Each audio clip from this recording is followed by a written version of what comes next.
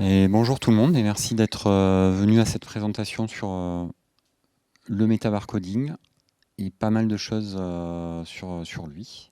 Je vais faire cette présentation avec Éméché Méglez qui va nous rejoindre en cours de présentation, qui va me rejoindre en cours de présentation sur pas mal d'étapes du métabarcoding, mais de sa mise en place quand on commence avec un projet où on n'a rien qui est mis au point. En passant par le traitement des données et le fil conducteur de cette présentation, ça sera un exemple d'étude qui utilise les données de MetaVarcoding. Et cette étude, elle concerne le régime alimentaire d'un poisson d'eau douce qui est l'apron du Rhône, que je vous présenterai un peu plus en détail tout à l'heure. Alors juste un petit point, c'est le MetaVarcoding, il va s'attacher à étudier ce qu'on appelle l'ADN environnemental. Et l'ADN environnemental, c'est simplement l'ADN qui est présent dans des échantillons environnementaux au sens large. Ça peut être de l'eau, du sol, des fesses dans le cas de l'apron. Ça peut être des grattages aussi de substrats. C'est assez large. Et une des façons de caractériser les communautés qui sont présentes dans ces échantillons environnementaux, c'est l'approche métabarcoding, qui va du coup cibler un gène par enrichissement PCR. Et ce gène, la séquence de ce gène va permettre l'identification des taxons qui sont présents dans l'échantillon environnemental. Donc le métabarcoding, c'est pas mal d'étapes, notamment des étapes au laboratoire, où on va extraire l'ADN, enrichir cet ADN en gène d'intérêt, enfin celui qui va nous servir à identifier, préparer des librairies en vue du séquençage haut débit. Après, il y a une autre étape qui est bioinformatique, qui va viser à filtrer la grande masse de données qu'on obtient, c'est assez conséquent, pour essayer de minimiser les faux positifs et les faux négatifs dans les vrais échantillons. Et une autre étape à la fin, c'est l'assignation taxonomique des variants qui ont été validés par la bioinformatique. Alors, le fil conducteur de cette présentation, ça sera une étude sur le régime alimentaire de l'apron. L'objectif, en fait, de cette étude, c'était caractériser le régime alimentaire de l'apron à partir de l'ADN contenu dans ses fesses, caractériser les proies, comparer la composition des proies dans les excréments avec les proies qui étaient présentes sur le site au moment du prélèvement des aprons, et étudier aussi les caractéristiques physiques qui sont associées aux communautés de proies. L'idée, c'était d'avoir des informations sur la plasticité trophique de cette espèce, notamment de savoir s'il sélectionnait certaines proies et aussi comment il utilisait son habitat pour l'alimentation. À terme, c'est d'avoir un outil d'aide à la gestion et à la conservation de cette espèce. Donc c'est dans ce cadre-là qu'on a, en 2013, commencé le développement d'une approche métabarcoding. Et pour développer ce type d'approche, on doit faire face à plusieurs défis méthodologiques et techniques. Dans le cas de l'apron, l'ADN il est très dégradé, donc c'est des petits fragments et en petite quantité. Il va falloir aussi bien vérifier la couverture taxonomique de notre approche, c'est-à-dire éviter de louper des taxons qui sont réellement présents.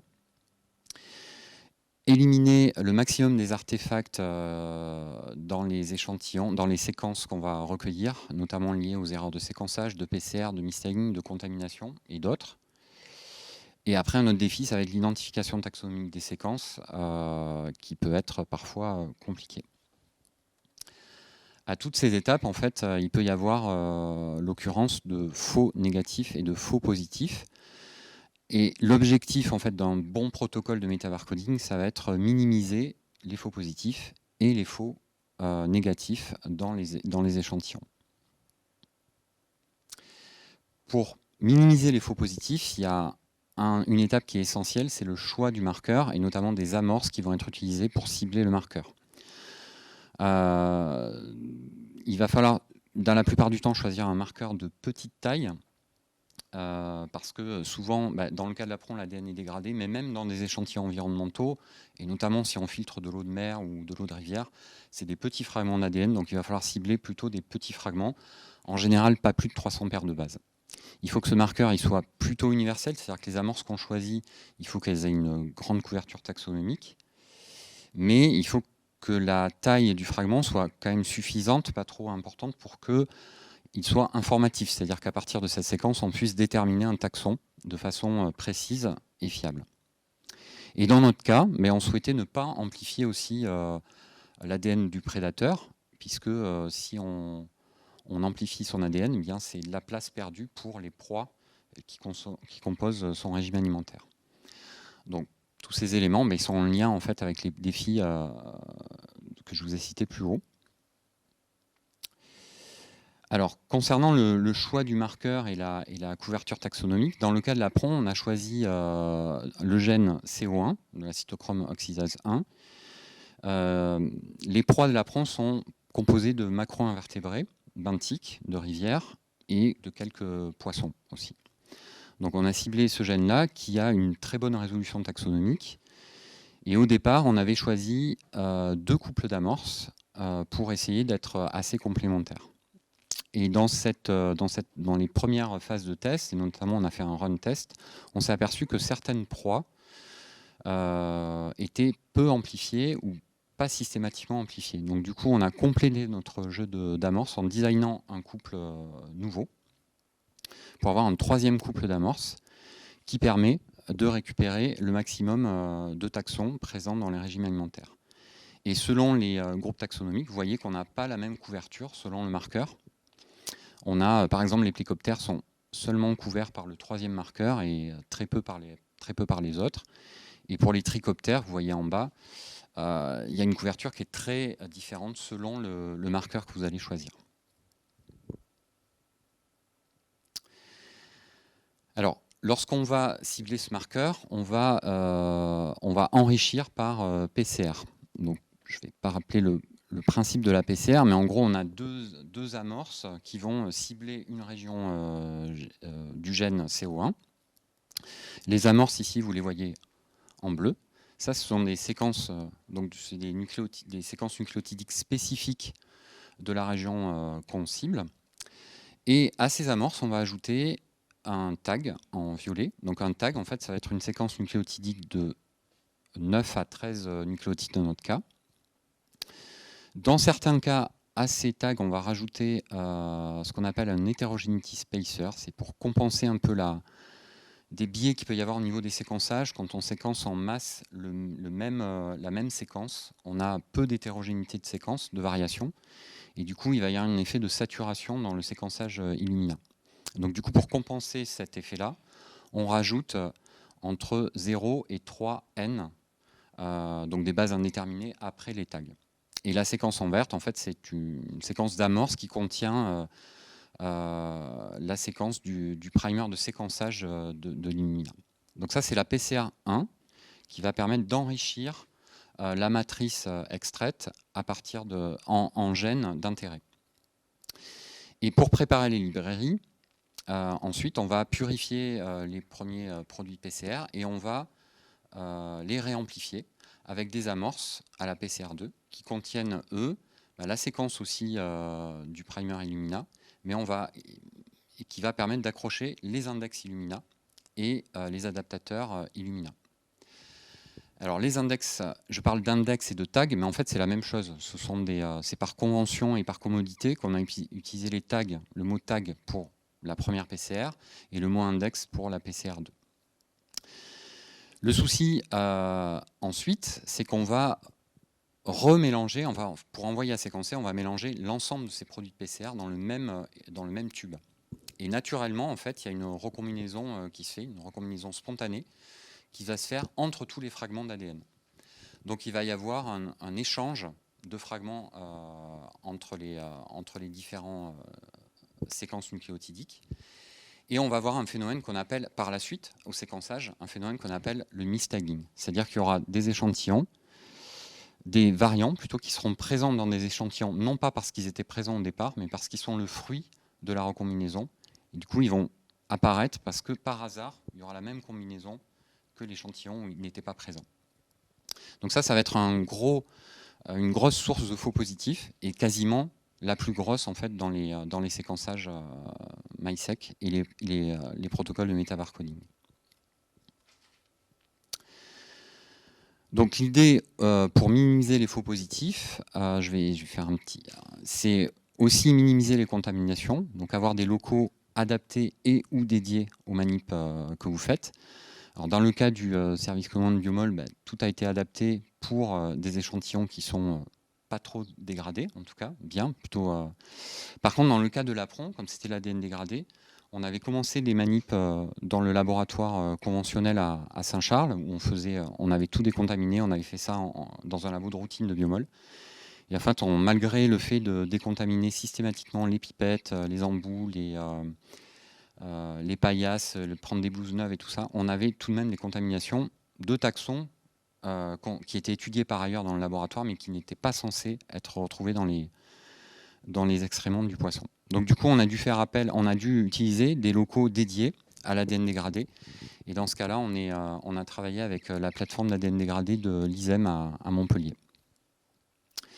Ce qui va être très important aussi pour permettre l'élimination des artefacts et donc des faux positifs, c'est l'inclusion dans toutes les manips de témoins négatifs, positifs et aussi, si possible, d'échantillons exogènes, sachant qu'on peut combiner les deux, témoins positifs et échantillons exogènes. Donc les témoins négatifs, dans les protocoles qu'on a mis en place, il y en a 3 sortes. Il y a les témoins d'extraction, c'est-à-dire c'est de l'eau qu'on va extraire comme si c'était un vrai échantillon. Il y a un témoin négatif aérosol, c'est un tube Eppendorf qu'on remplit d'eau et qu'on laisse ouvert sur la paillasse tout le long de la manip d'extraction. Et enfin, il y a des témoins positifs ou des mock samples. En fait, ce sont des communautés artificielles dont la composition est connue. Dans le cas de l'APRON, on avait utilisé des macroinvertébrés aquatiques d'eau douce. Donc on avait isolé des individus, on les avait identifiés morphologiquement, extrait indépendamment l'ADN et on avait repoulé l'ADN ensemble pour reconstruire un échantillon positif. Dans le cas de l'APRON aussi, on avait des échantillons exogènes et en l'occurrence c'était des excréments d'autres poissons, de poissons qui vivent en milieu marin et des poissons qui vivent aussi en milieu équatorial. Donc, du coup, qui contenaient des proies dont on était sûr de ne pas les retrouver dans les échantillons d'APRON. Et pour combiner les deux effets, on peut faire des témoins positifs avec des taxons qu'on est sûr de ne pas retrouver dans les échantillons d'intérêt. Par exemple, quand vous étudiez des échantillons marins, vous allez essayer d'introduire des taxons qui vont être amplifiés évidemment par vos amorces, mais que vous êtes quasiment sûr de ne pas retrouver dans vos échantillons marins. Pour les invertébrés, par exemple, on peut mettre des invertébrés qui sont continentaux, ou alors, quand vous étudiez des échantillons méditerranéens, par exemple, insérer des taxons qui vont être retrouvés dans des milieux non méditerranéens, arctiques, équatoriaux, etc. Un autre élément important pour contrôler les erreurs, ça va être les réplicats techniques. Donc c'est les réplicats PCR. Donc dans le cas des protocoles qu'on a mis en place, il y a pour chaque couple d'amorces et chaque échantillon, il y a 3 réplicats PCR qui sont conduits. Et en fait, tout ce design expérimental, et notamment l'ajout des échantillons témoins et des réplicas, il va être déterminant pour la filtration des données à partir du pipeline bioinformatique. Puisqu'il va falloir, l'objectif de ce pipeline, ça va être l'élimination de ce qu'on appelle le LFN, ou Low Frequency Noise, enfin le bruit en fait, contrôler le mistagging, éliminer les variants non répétables et contrôler les chimères et les pseudogènes qui peuvent aussi apparaître dans ces échantillons. Donc toute une série de faux positifs. Donc ce pipeline, le voilà. Donc, du coup, quand on a commencé le projet en 2013, il en existait, mais c'était surtout des pipelines basés sur le clustering. Et nous, on a préféré travailler sur un pipeline variant centré, qui avait pour but d'éliminer les faux positifs tout en minimisant les faux négatifs. Donc ça, je pense que Emeche va nous le décrire plus en détail. Donc ce pipeline, il a d'abord été, le principe du pipeline, il a d'abord été publié en 2017. Et là, il y a une réimplémentation qui a été faite par Emeche et Aitor González au labo THGC, qu'on a sorti pour le moment dans BioArchive et qui, on espère, publier l'année prochaine dans une vraie revue. Voilà, je vais laisser la parole à Emeche, qui va vous décrire le pipeline et vous indiquer tous les points clés de la filtration des données. Et Vincent ?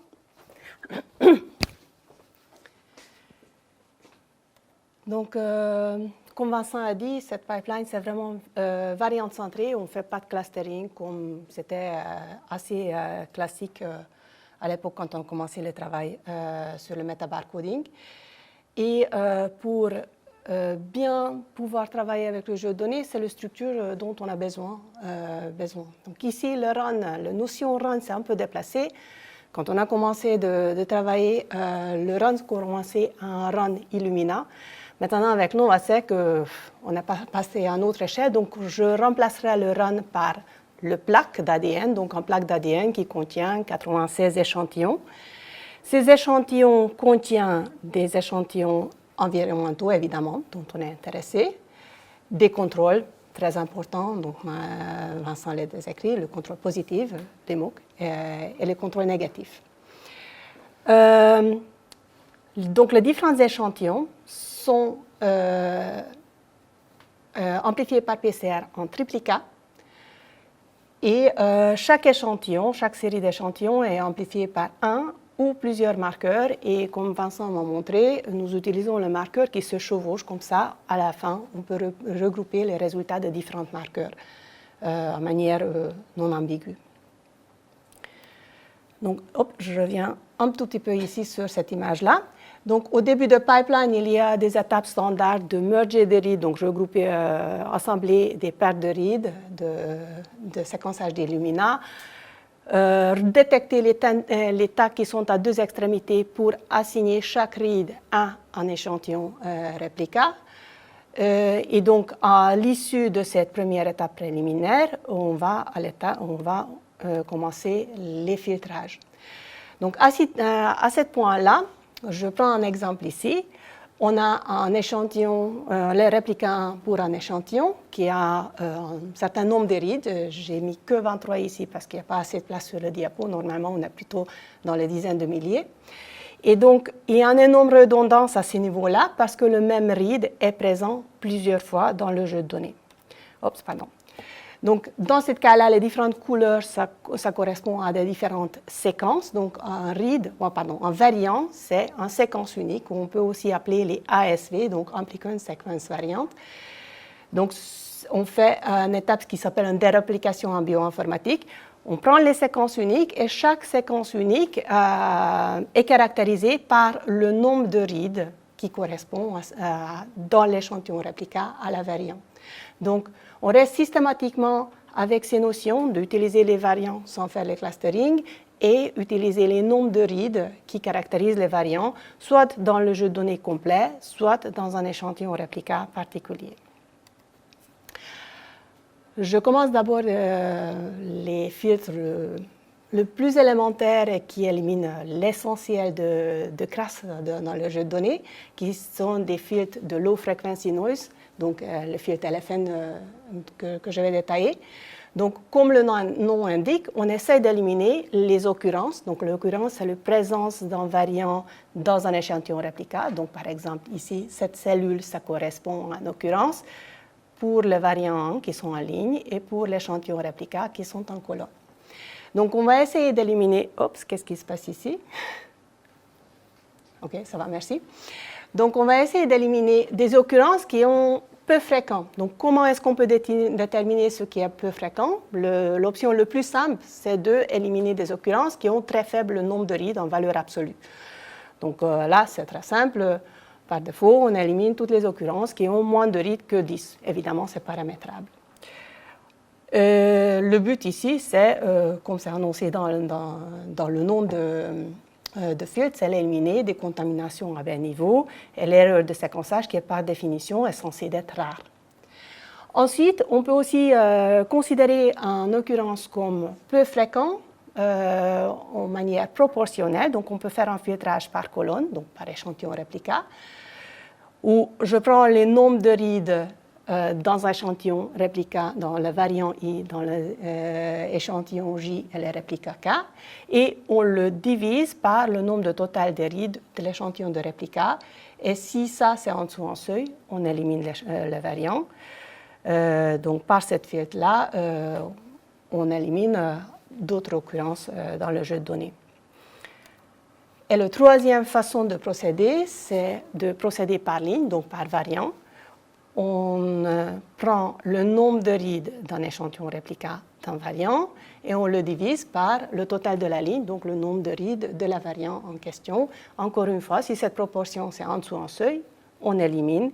Si c'est plus grand, bon, on le garde dans le jeu de données. Donc par cette filtre-là, dans cet micro-exemple que je présente ici, on a éliminé trois occurrences. Cette filtre, c'est différent. Dans son effet, c'est différent que les deux précédents, puisque ça contrôle bien, on a prévu de contrôler des mistagging ou le tag jump, c'est la même chose. Vous pouvez constater ici qu'on a l'affaire avec un variant qui est très fréquent dans un échantillon et en général dans le rang, et il y a quelques rides présents dans un autre échantillon. Ce scénario, ça arrive typiquement quand il y a un mistagging, et donc ces occurrences-là ne sont pas réelles, ils arrivent là dans le jeu de données parce que le tag était échangé à l'extrémité des fragments, et il ne faut absolument pas le considérer dans un échantillon où ils sont plus fréquents. Donc, les trois types d'approches, c'est implémenté en parallèle et à la fin, on retient que les occurrences qui sont éliminées par aucun des trois approches. Donc, tout ce qui est entouré ici, ça sera vilé de jeu de données. On remet le comptage des rides à zéro dans ces occurrences. Et donc, à l'issue des fréquences de LFN, de filtrage de LFN, on élimine beaucoup de variants dans le jeu de données. Typiquement, on commence avec une dizaine ou voire une centaine de milliers de variants différents et on arrive à quelques centaines ou milliers de variants. Donc, c'est drastique l'effet qu'on peut constater.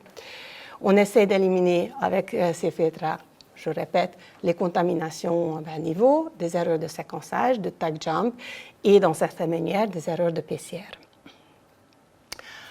Alors, jusqu'ici, j'ai dit que si la proportion ou le nombre absolu des rides, c'est en dessous d'un certain seuil, on élimine. D'où viennent ces seuils? Ça, c'est quelque chose qui est unique dans le pipeline parce que nous utilisons des seuils qui dérivent des jeux de données. Donc, on adapte, on a un module qui optimise, qui essaye de faire sortir des paramètres optimales pour garder toutes les variances qu'on appelle des variantes KEEP ou variants attendus qui sont dans le témoin positif, qui sont marqués en bleu ici. Donc, le but, c'est de les garder tous. Et en même temps, on a les variants, on sait que ce sont des faux positifs, donc les variants non attendus ou les occurrences qu'on l'a taguées comme delete, qui sont marquées en rouge. Donc, ce sont toutes les occurrences qui ne sont pas les variants attendus dans le témoin positif ou toutes les occurrences qui sont dans le témoin négatif. Donc, l'étape d'optimisation va faire sortir un ensemble des paramètres pour le filtrage de LFN qui va garder toutes les occurrences attendues et qui va éliminer un maximum de nombre des faux positifs. Donc, ce qui est, là, je voudrais remettre l'accent sur le fait que le paramétrage, ça dépend de jeux de données. Et si nous avons différents jeux de données, il y a un run qui a moins bien marché que l'autre, il y a moyen de faire sortir les résultats qui ont du sens biologique et il y a moyen de comparer des différentes runs. Ou si on a différents marqueurs sur différentes plaques de séquençage, encore une fois, il y a de moyens de pouler les résultats d'une façon qui a un sens biologique.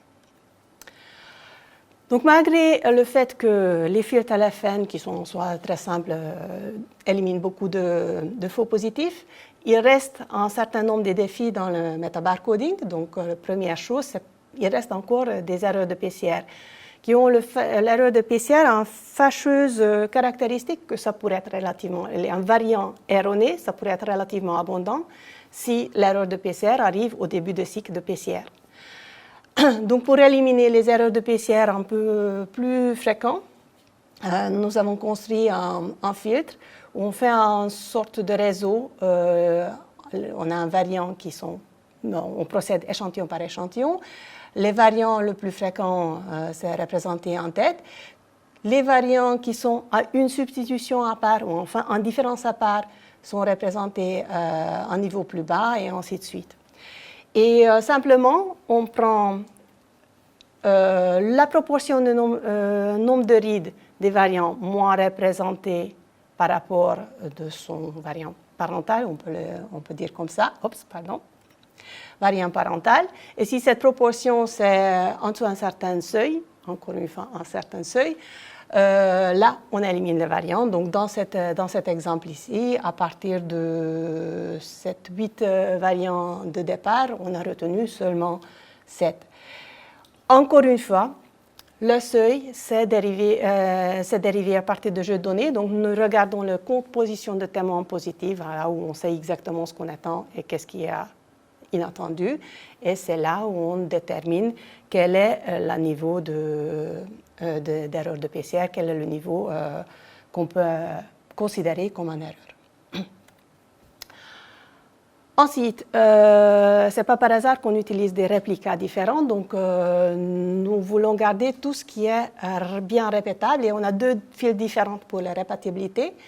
La première, c'est basé sur c'est un filtrage occurrence par occurrence, on retient que des occurrences si dans l'échantillon, la variante est présente dans 2 ou 3 réplicas. Donc ici, ça passe, ça passe. Par contre, dans cet exemple, il y a la variante qui est présente dans un seul réplica et donc cette occurrence est éliminée. On dit que c'est un peu trop sporadique pour que ce soit validé, que ce soit réel. Le deuxième approche pour assurer de répétabilité est assez différent parce que cette fois-ci, on considère la composition complète de chacun des réplicas. Donc, on a calculé une distance entre chaque paire de réplicas de même échantillon. La distance est empruntée de l'écologie à une ancienne distance de Renkonen. Et si cette distance dépasse un certain seuil, le réplica dans sa totalité s'est éliminé en espérant que les 2 autres bien restent dans le jeu de données et l'échantillon n'est pas perdu. Mais si la distance en général c'est très important entre 3 réplicas, on perd l'échantillon plutôt que dire des bêtises sur le contenu de l'échantillon. Nous avons un filtre pour éliminer les chimères, c'est plutôt standard, on n'a pas réinventé de monde, nous avons utilisé de UCHIME de novo pour le faire. Et nous avons 2 filtres pour essayer d'éliminer de pseudogènes. Donc évidemment, ces filtres ont sens pour les marqueurs qui sont codants, donc notamment de CO1 qu'on utilise beaucoup. Le premier filtre, c'est très simple, on élimine les variants dans la totalité, donc on ne travaille pas avec les occurrences, mais vraiment avec les variants. Si il y a un codon stop dans les 3 cas de lecture de la séquence, de la variante. Et le deuxième, c'est basé sur le fait que si on a une séquence codant et on a un indel qui n'est pas un multiple, dont la longueur n'est pas le multiple de 3, ça déclenche un problème de décalage de cadre de lecture, donc ça ne peut pas être en séquence juste. Donc, on regarde quelle est la longueur le plus fréquent dans le jeu de données. Et on élimine tous les variants qui ont une longueur non compatible. Donc, on regarde les différences de longueur, les différences de longueur entre différents réplicas. Si c'est différent de 1, 2, 4, 5, etc. résidus, on élimine. Si la différence est 3, 6, etc., on le garde. Donc le but ici, c'est d'éliminer l'erreur de pseudogène, c'était le but original, et on s'est rendu compte que, en fait, ça arrive que l'erreur de séquençage induit aussi un indel, que ça résulte en indel. Assez souvent, c'est 1 ou 2 indels, pas plus, et donc on élimine aussi ce type d'erreur de séquençage avec ça. Donc ça, c'est l'essentiel, les filtres, et une fois que nous avons fait toute cette étape-là, nous arrivons à un tableau d'ASV, donc le même style que j'ai montré précédemment, mais beaucoup plus petit, et qui contient un centaine ou un millier de variants, et ces variants, ça devrait être assigné, donc assigné à un taxon. Point essentiel, quelle est la base de données qu'on utilise? Ça, c'est vraiment charnière. Si on a une mauvaise base de données, on peut utiliser n'importe quelle méthode, ça ne va pas marcher. Donc, nous avons fait pas mal d'efforts pour générer une base de données de CO1 et on a récolté des séquences de CO1 de NCBI-NT, donc la base de données la plus large, de BOLD, malheureusement, que des séquences qui sont accessibles au public et pas des séquences privées, ça, on ne peut pas accéder, et qu'on peut aussi ajouter des séquences produites au laboratoire qui ne sont pas encore dans ces grosses bases de données. Donc, c'est customisable, donc on peut ajouter nos propres séquences à nous et n'importe quelle autre des séquences qui viennent d'autres sources, on peut être ajouter à cette base de données. L'assignation que nous utilisons, c'est basé sur la similarité, c'est très simple. Chaque variant est blasté contre la base de données et nous déterminons le LTG. Donc LTG, c'est Lowest Taxonomic Group. Donc nous déterminons le plus petit groupe taxonomique qui contient 90% des hits. La grande question, quel est l'ensemble des hits qu'on va considérer avec à l'issue de BLAST? Pour ça, on utilise différents seuils de pourcentage d'identité. On commence avec un seuil de 100%. Si on a des hits, on assigne des séquences. Sinon, on baisse le seuil, on passe à 97%. On prend l'LTG si on peut, sinon on baisse et ainsi de suite. Bon, ça, c'est un tout petit peu résumé parce qu'il y a quelques petites astuces supplémentaires, mais je pense que je vais m'en passer à cette présentation. Alors, nous avons essayé de comparer, de résultats de Vitam avec d'autres pipelines. Donc, DADA, qui est un pipeline très souvent utilisé, surtout dans le monde microbien. Et assez souvent, DADA est complété par le logiciel Lulu, donc le DADA, ça fait un denoising, donc il élimine des variants probablement erronés. Et Lulu, ça élimine des co-occurrences probablement dues à encore des erreurs.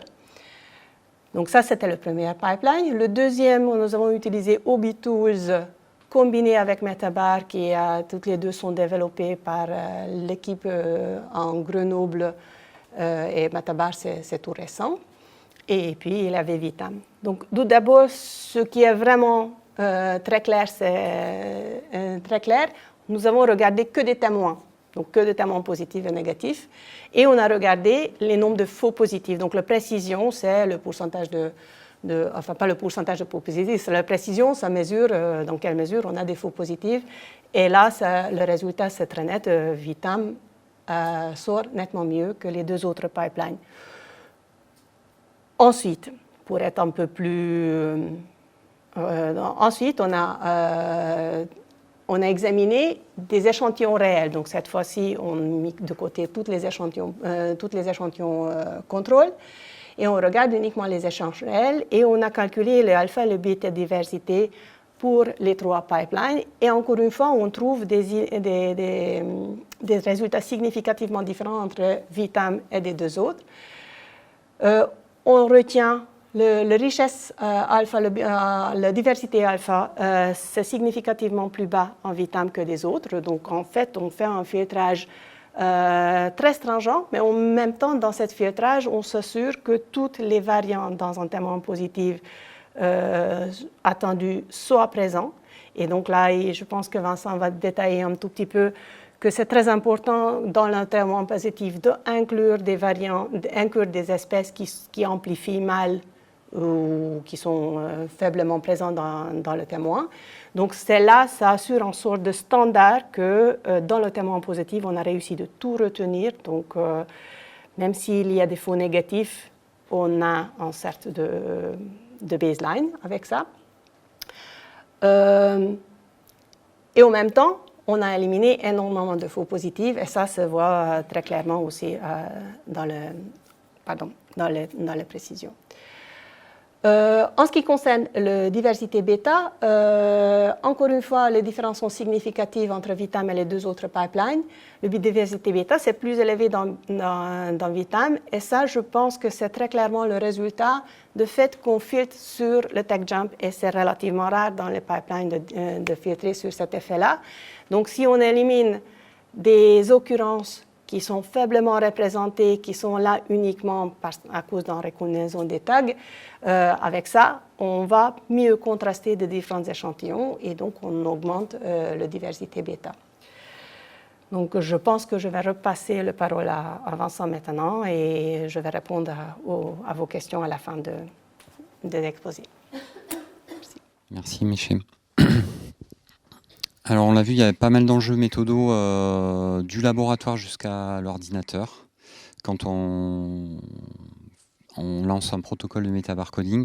Donc c'était juste pour rappeler que le design expérimental il est déterminant dans la qualité et la robustesse du jeu de données que vous allez obtenir à la fin.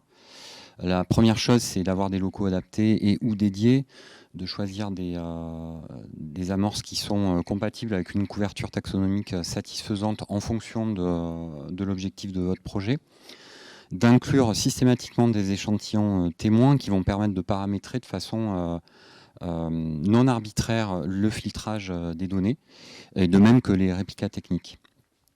Et ce filtrage, il va être déterminant aussi pour éliminer l'ensemble du bruit et des artefacts qui peuvent avoir, vous l'avez vu à la diapo précédente, un impact significatif sur les estimateurs écologiques que vous allez obtenir à la fin. Et évidemment, l'identification taxonomique, ça va être aussi un enjeu. Et dans le cas de l'APRON, pour y revenir dessus, notre objectif au départ, c'était assigner l'ensemble des proies à l'espèce. On peut jouer en jouant sur notamment les échantillons témoins, les réplicas techniques et un filtrage stringent des données. Et on assure à travers ça une sorte de contrôle qualité et une reproductibilité des manips et aussi une sorte de standardisation des manips entre les runs. Par exemple, pour le jeu de données de régime alimentaire de l'APRON, on avait fait 20 runs MySec. Donc il était indispensable de pouvoir les comparer entre eux. Donc on a mis à chaque fois les mêmes témoins positifs pour avoir des seuils qui nous permettaient de comparer strictement nos runs entre eux. Donc du coup, je vais passer au projet et du coup, comment on utilise qu'est-ce qu'on peut faire de ces données métabarcoding, parce qu'on s'est donné beaucoup de mal à les obtenir, à obtenir des jeux de données robustes. Et qu'est-ce qu'on peut en faire quand on fait une étude d'écologie? Donc je vais vous parler je vous en ai déjà parlé, mais de l'apron du Rhône. Donc c'est une espèce menacée, endémique du bassin du Rhône, qui a perdu pas mal de son aire de répartition au cours du XXe siècle et qui a fait l'objet de 4 programmes de conservation européens, 2 européens et 2 nationaux. L'idée, donc, du coup, c'était mieux connaître son régime alimentaire et les interactions qu'il allait avoir entre ses proies et l'environnement. Donc, sur le terrain, il faut capturer l'apron pour récupérer ses fesses. Donc là, on avait 9 stations dans le bassin du Rhône qui concernaient 5 cours d'eau. On a prélevé sur 2 années consécutives et on avait 1 à 3 campagnes par année. Une fois qu'on avait capturé l'apron, soit en pêche électrique de jour sur la Durance, soit en pêche de nuit, repéré à la lampe la nuit, on a mesuré les aprons, on a prélevé quelques écailles et évidemment on a prélevé ces fesses. Donc les fesses vont permettre d'avoir accès au régime alimentaire de l'apron via le métabarcoding. Et les mesures de taille, de poids et de croissance vont permettre d'avoir accès à des traits d'histoire de vie de l'apron. En parallèle, on a évalué la ressource trophique et caractérisé l'habitat des stations sur lesquelles on a prélevé les aprons. Donc, par campagne, il y a eu 60 à 90 prélèvements effectués par station. Donc, ces prélèvements, c'est C'est fait avec, on ne le voit pas très bien, mais c'est fait à partir de Surber. Donc ce sont des cadres métalliques qu'on pose au fond de la rivière. Et avec il y a un filet derrière qui récupère en fait tous les invertébrés qu'on va, en fait, on remue le substrat et tous les invertébrés vont dériver dans le filet et on va les récupérer. Et en même temps qu'on récupère ces invertébrés, en fait, on décrit l'habitat qui correspond au cadre dans lequel on a prélevé ces invertébrés, notamment la granulométrie du substrat, la vitesse du courant à plusieurs hauteurs, le taux de végétalisation du substrat, le colmatage, etc. Donc pas mal de données environnementales. Alors, en ce qui concerne le jeu de données Apron, je reviens un peu aux données MetaBarcoding. En fait, on a utilisé une version bêta, on va dire, de Vitam.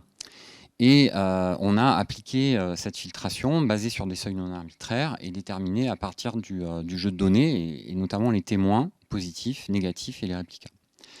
À l'issue de ce traitement, sur l'ensemble de notre jeu de données, on a récupéré seulement 0,3% des variants qui ont été validés, mais ce qui représente à peu près 70% des reads qui étaient assignés au départ à un échantillon. Donc on a un filtrage stringent, mais on s'assure ainsi d'avoir un jeu de données robuste. Pour l'assignation taxonomique, on est allé un peu plus loin que ce qu'a présenté Méché. On a évidemment travaillé avec l'approche LTG qu'on avait développée en 2017, mais on a aussi comparé avec d'autres approches, une approche SAP basée sur une phylogénie bayésienne des séquences, et tout bêtement, manuellement, on a blasté, blasté tous les variants contre la base de données BOLD. S'il y avait congruence entre les trois approches, ou au moins deux des trois approches, on a gardé l'assignation taxonomique. Si par contre il y avait des incongruences, on est allé plus loin avec quelques reconstructions phylogénétiques ad hoc, et on a aussi pris en compte la biogéographie pour déterminer une assignation finale taxonomique, donc FTA. Et en fait, l'idée c'était d'améliorer la précision de l'assignation. Et dans notre cas, je sais que ça va faire rêver certains, mais on est allé quand même assez loin, puisqu'on a, dans le cas de l'Apron, 76% des variants qui sont assignés à l'espèce, 12% au genre et 12% à la famille. Donc c'est quand même assez précis. Et notre approche FTA, déjà LTG qu'on avait développée, elle est bien meilleure que celle qui était utilisée avant. Elle ressemble à celle de BOLD, mais elle est quand même automatisée par rapport à BOLD. Et FTA nous permet significativement d'améliorer aussi l'assignation taxonomique. Alors, maintenant, l'Apron dans tout ça. Donc, grâce aux données MetaBarcoding, on a pu déterminer son régime alimentaire, notamment les proies principales qu'il allait consommer. Et là, ici, vous voyez une analyse multivariée, une ACPP. Et on voit en fait que les deux proies principales, en tout cas les trois proies principales qui ressortent, c'est l'espèce Bethis fuscatus et le genre Agdionurus, mais aussi les orthocladinés. Donc, et notamment, ensuite, quand on compare le régime alimentaire aux proies qui étaient présentes au moment des prélèvements, on peut faire des analyses de sélection, c'est-à-dire qu'on regarde en fait si l'apron a consommé davantage ou pas qu'il était présent, que la proie était présente dans le milieu. Donc c'est un effet de proportion. Et en fait, on s'aperçoit que les proies de l'apron qu'on a déterminées comme principales, elles sont non seulement principales, mais elles sont aussi sélectionnées positivement par l'apron. C'est-à-dire qu'ils les consomment davantage qu'elles ne sont présentes en réalité dans le milieu. Et ce qui était important aussi, c'est qu'au niveau qualitatif, on a une proie, Bethis fuscatus, qui représente entre 40 et 60% du régime alimentaire de cette espèce. Donc on est vraiment à l'espèce, et ça nous permet d'identifier une espèce clé du régime alimentaire, ce qui n'aurait pas pu être fait, par exemple, en études morphologiques, si on avait étudié les contenus stomacaux des poissons. On serait arrivé seulement au genre. Alors ils consomment d'autres espèces de Bethis, mais en moindre quantité que Bethis fuscatus. Alors ça, c'est pour le régime alimentaire globalement. Et on a pu observer, au niveau qualitatif aussi, qu'il y avait une variation saisonnière de ce régime alimentaire à l'échelle de l'aire de répartition. Donc on voit notamment que... Alors, il y a une variation spatiale, puisqu'on a une station qui est le Verdon, sur laquelle l'apron mange un petit peu différemment de ce qu'il y a sur le reste du bassin du Rhône. Mais par contre, dans le reste du bassin, on a une constante avec ce cluster vert que vous voyez là et qui est caractérisé par l'espèce Betisius catus. On voit qu'au printemps et à l'été, quelle que soit la station, on a principalement, ce cluster est majoritaire. En revanche, à l'automne, on voit quelle que soit la station, on a un shift vers le cluster violet, en fait, qui sont plutôt des chironomidés, donc des petits diptères. Et ça, c'est assez répétable au cours entre les stations et au cours des campagnes. Avec l'exception ici, vous voyez, on a une station qui est en été, où il y a le cluster majoritaire et le cluster automnal pour les autres. Mais en fait, c'est un petit effet ontogénique qu'on a pu détecter, puisque là, on a quasiment que des 0+, c'est-à-dire des jeunes de l'année sur cette station-là. Et en fait, quand on isole aussi les jeunes de l'année sur les autres stations, ils ont ce régime alimentaire automnal. Donc en fait, l'apron, après, au-delà de sa première année, va changer de régime alimentaire le printemps et l'été. Mais quand revient l'automne, en fait, il revient à un régime alimentaire de juvénile. Alors, on a amélioré la caractérisation de cette variation saisonnière en travaillant sur des données quantitatives qu'on peut mettre en relation avec la diversité alpha et bêta des échantillons. Donc en haut à gauche, vous avez un schéma qui vous présente ce qu'on appelle l'INW. En fait, c'est la largeur de la niche individuelle. C'est en gros en lien avec le nombre d'items de taxons de proies qu'on a qui sont présentes dans un échantillon. Et on voit que cette INW diminue significativement à l'automne. C'est-à-dire qu'à l'automne, on avait un changement de proie, mais on a aussi une diminution de la niche individuelle de chaque individu. À l'automne aussi, on a une augmentation de la différence entre les individus. C'est-à-dire que au printemps et à l'été, on n'a pas de différence significative. C'est-à-dire que les individus la distance entre les régimes alimentaires de chaque individu vont être relativement modérée. Par contre, à l'automne, la distance entre les régimes alimentaires des individus va augmenter significativement. Et on peut le voir, en fait, c'est schématisé sur ce schéma ici, ce hive plot, où on a un premier axe qui sont les proies, un deuxième axe qui sont les 3 saisons, et un troisième axe qui représente la différence entre les régimes alimentaires des individus.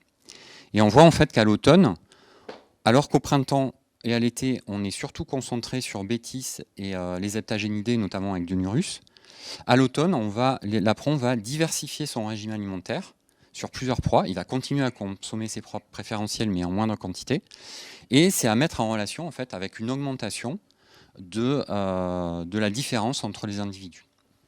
C'est-à-dire que tous les individus vont manger des choses plus différentes.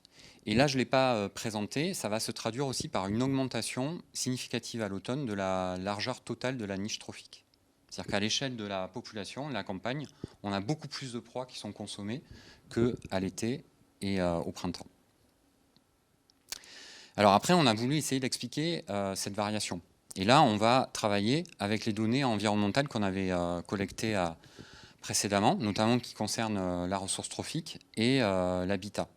Donc on va essayer d'expliquer les variations de régime alimentaire, notamment la largeur de niche. Et alors là, c'est un mauvais truc, mais c'est la spécialisation, entre guillemets, c'est surtout la différence entre les individus dont je vous ai parlé. On va essayer d'expliquer ces deux paramètres par des paramètres environnementaux, l'habitat et la ressource trophique. Et pour ça, on a utilisé des analyses causales, et notamment le Structural Equation Modeling, pour essayer de déterminer les effets directs et indirects de ces deux variables environnementales sur les variables réponses du régime alimentaire. Alors, concernant la largeur de la niche, en fait, on arrive à expliquer 10% de la variance qu'on observe, et on a 75% de la variance de la largeur de niche qui est expliquée par la ressource. En revanche, on a quand même un effet direct de l'habitat à 25%. Quand on regarde par contre la différence entre les individus, on explique davantage de la variance, 15%.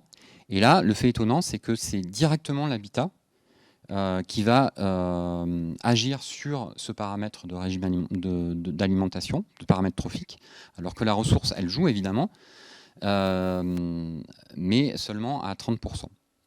Donc ça, c'était assez intéressant parce que c'est assez rare de mettre en effet, en évidence, un effet direct de l'habitat sur le régime alimentaire d'un prédateur. En général, on travaille surtout sur la composition des proies.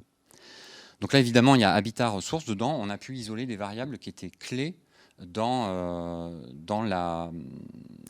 qui ont une influence significative sur les paramètres de régime alimentaire. Là, je vais conclure la présentation. En fait, quand on mène une étude de metaverse coding, on a beaucoup d'enjeux techniques et méthodologiques à résoudre. Maintenant, on arrive en 2021. Il y a pas mal des enjeux que je vous ai décrits, ils sont assez stabilisés et dans la littérature, tout ce qu'on vous a dit ici, c'est assez régulièrement répété. Et vous avez la possibilité, en tout cas à l'IMBE, de produire des données dans ce cadre-là. Donc il faut inciter sur le choix des amorces. Ça va être vraiment spécifique à chaque projet et à l'objectif de chaque projet. On n'aura pas forcément besoin de la même résolution taxonomique en fonction du projet et de l'étude qu'on fait. Les échantillons vont être déterminants et notamment pour assurer la répétabilité, enfin la reproductibilité des résultats et aussi la standardisation de ces résultats-là pour pouvoir les comparer quand on a plusieurs runs et des manips qui s'étalent sur plusieurs années pour les réplicas techniques. Et évidemment, un pipeline d'informatique solide qui permet d'obtenir une filtration non arbitraire, stringente certes, mais non arbitraire des données, et qui permet de produire des jeux de données robustes. Et lorsqu'on analyse en fait ces données robustes avec des données environnementales, on arrive, j'espère que je vous l'ai montré, à mener des études écologiques fines, avec des résultats qu'on espère robustes, et à terme, dans le cadre de dans le cadre de la thèse de Kurt Wilson, les résultats que je vous ai présentés sont dans sa thèse. Et là, actuellement, il va se pencher sur, à partir de ces premiers résultats, de construire un indice de la qualité de la ressource pour l'APRON, en vue notamment de suivre les populations, de faire du monitoring, mais aussi, puisque ça a été des actions qui ont été menées pour cette espèce, d'identifier les sites qui sont favorables ou pas à la réintroduction de cette espèce. Je vous remercie, enfin on vous remercie tous les deux pour votre attention et on remercie notamment Emmanuel Corse qui a travaillé sur ce projet en tant que postdoc et qui maintenant a repris la codirection de la thèse de Kurt. Gaël Archambault avec qui on a commenté le projet sur le régime alimentaire de l'APRON et qui était la spécialiste macroinvertébrés à l'INRAE. Aitor Gonzalez qui a pas mal bossé, ou bien bossé avec Emeché sur la réimplémentation de la première version de Vitam. Kurt qui fait un travail assez important et super intéressant sur l'analyse des données qui ont été produites pendant le postdoc de Manu et je le remercie de m'avoir prêté ces résultats pour les présenter là. Thomas Deschâtres et Reda Mekat qui a été deux étudiants de N2 et qui ont participé aussi à la progression de la réimplémentation de Vitam et Rémi Chapas pour un soutien logistique sur le terrain indispensable. Et là, c'est tous les partenaires en fait, qui ont participé au financement et à l'aide aussi logistique du projet APRON. Voilà. Merci.